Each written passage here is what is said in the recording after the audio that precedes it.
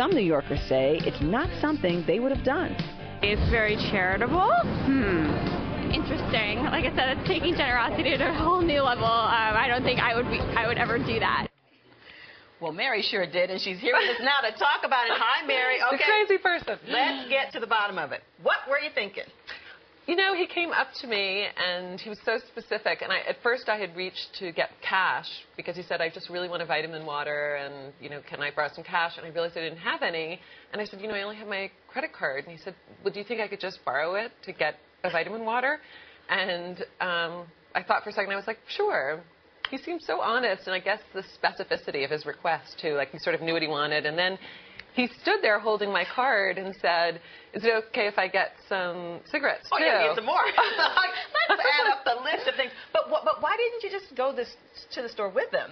You know, like accompany him with your card. I mean, that's not something most people are going to do.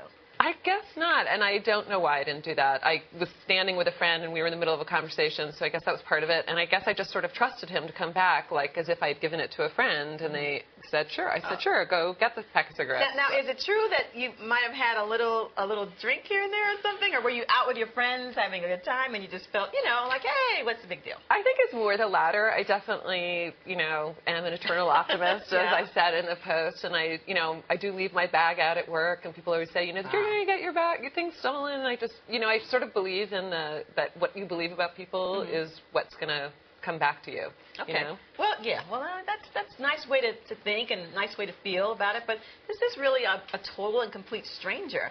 And it didn't worry you any second that he may rip you off, he may run away with the card, or he might, you know, identity theft, he might take the number. You know, I thought about that, I think, when he was leaving. I was so sure when I gave it to him, and then as soon as he walked away, all my friends were saying, you're insane. That was the dumbest thing I've ever seen you do. And but it's so you that you did this. I kept getting emails today, only you would do that.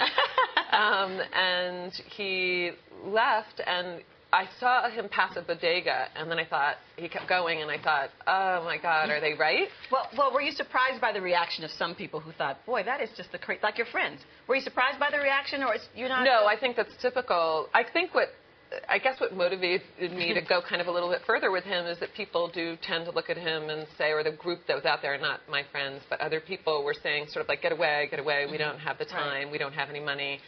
And I feel like, you know, as New Yorkers, in a lot of ways, we're sort of inured to, like, all of these people around who really have no means, and more as the recession goes on. And so... Well, you know, we thank you for being a wonderful person, Mary. I'm sure he thanked you even more, but we're glad that nothing bad came of that.